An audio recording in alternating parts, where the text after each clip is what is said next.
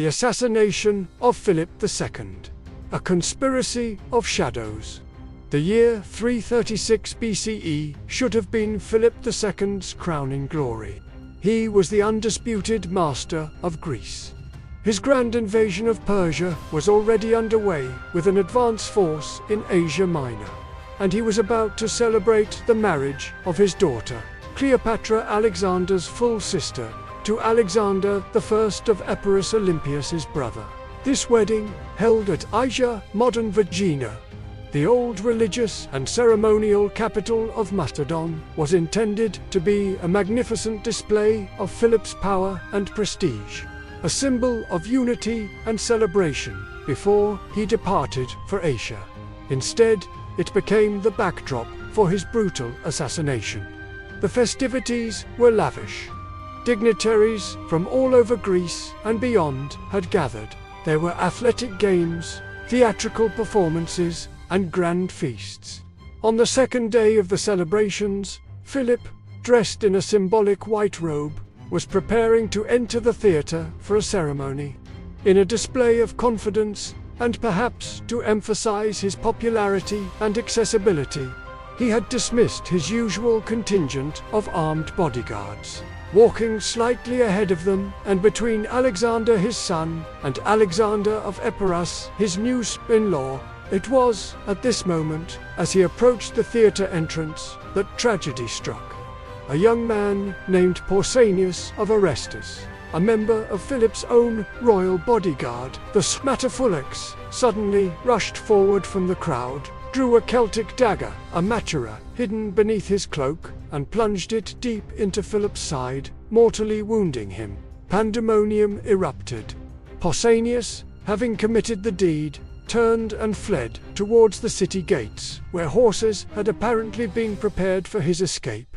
He was pursued by several of Philip's other bodyguards, including Perdiccas, Leonatus, and Attalus, not the general, but another bodyguard. Pausanias tripped on a vine root, fell, and was speared to death by his pursuers.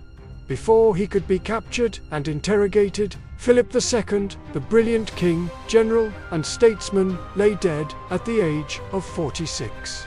The immediate question on everyone's lips, after the initial shock and horror, was why? And more importantly, did Pausanias act alone?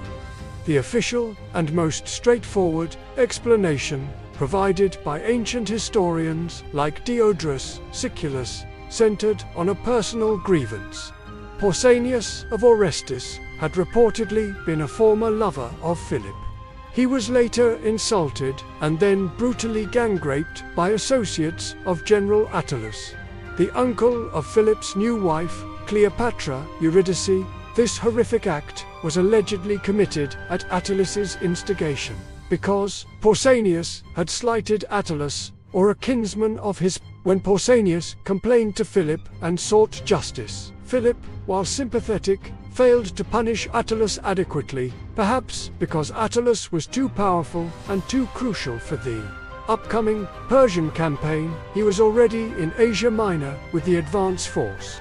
According to this version, Pausanias, denied justice and consumed by a desire for revenge, killed Philip as the ultimate source of his suffering and humiliation.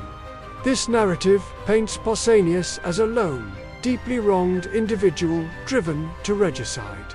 However, the circumstances of the assassination, particularly the convenient swiftness of Pausanias's death, which prevented interrogation, and the recent deep rifts within the royal family, immediately fueled suspicions of a wider conspiracy. Several powerful individuals had motives and opportunities. Olympias, Philip's estranged and vengeful wife, is a prime suspect in many historical accounts and modern theories. She had been publicly humiliated by Philip's marriage to Cleopatra Eurydice, and feared for Alexander's succession. She was known for her fierce temper and ruthless nature. Some ancient sources claim she encouraged Pausanias, and even that she later honored his corpse and the weapon used in the assassination. Her return to Macedon so quickly after Philip's death and her subsequent ruthless elimination of Cleopatra, Eurydice, and her infant child further deepened these suspicions. What of Alexander himself?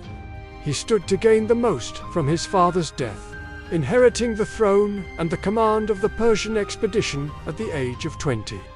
His relationship with Philip had been severely strained by the Cleopatra-Eurydice marriage and the Pixodorus affair. While direct evidence of Alexander's involvement is lacking, and Plutarch largely exonerates him, the possibility that he knew of, or tacitly approved, a plot cannot be entirely dismissed by some scholars. His swift and decisive actions to secure the throne in the aftermath certainly showed remarkable preparedness. However, patricide was a heinous crime, and Alexander's later genuine grief for Darius III, another murdered king, might suggest a reluctance to be involved in such an act against his own father, no matter their differences. General Attalus, though away in Asia, also comes under scrutiny, albeit in a more complex way. Could he have been involved in a plot to eliminate Philip, perhaps to seize power himself, or to elevate a potential son of Cleopatra, Eurydice? Or, conversely, was Pausanias's grievance against Attalus manipulated by others to target Philip? The fact that Pausanias's primary grievance was with Attalus makes the targeting of Philip specifically seem, to some, to require further explanation or instigation. Then there was the Persian Empire. Philip was on the verge of launching a massive invasion against them. The great king of Persia, Darius III, had every reason to want Philip dead to disrupt the campaign. The idea of Persian gold financing the assassination is plausible. Some sources hint at Persian involvement, suggesting they may have exploited Pausanias's existing grievances. An assassination would certainly throw Macedon into disarray and delay, if not halt, the invasion. Other Macedonian nobles, resentful of Philip's power, or with their own ambitions, could also have been involved. The Macedonian court was a hotbed of intrigue. The truth is likely complex and may never be fully known.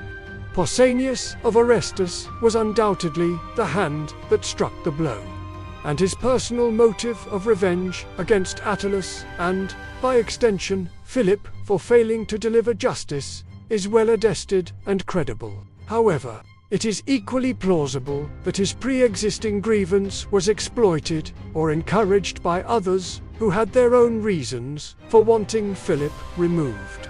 The speed with which Alexander was acclaimed king by the army, guided by powerful nobles like Antipater, suggests that key figures were prepared for such a contingency, or at least acted with extraordinary decisiveness. The assassination of Philip II was a pivotal moment. It cut short the career of one of antiquity's most brilliant leaders on the cusp of his greatest enterprise. It plunged Macedon into a moment of acute crisis, but also opened the way for his even more famous son. The shadows of conspiracy that swirled around Philip's death would linger, but for Alexander, the immediate challenge was clear: to secure his father's throne and inherit his father's ambitions.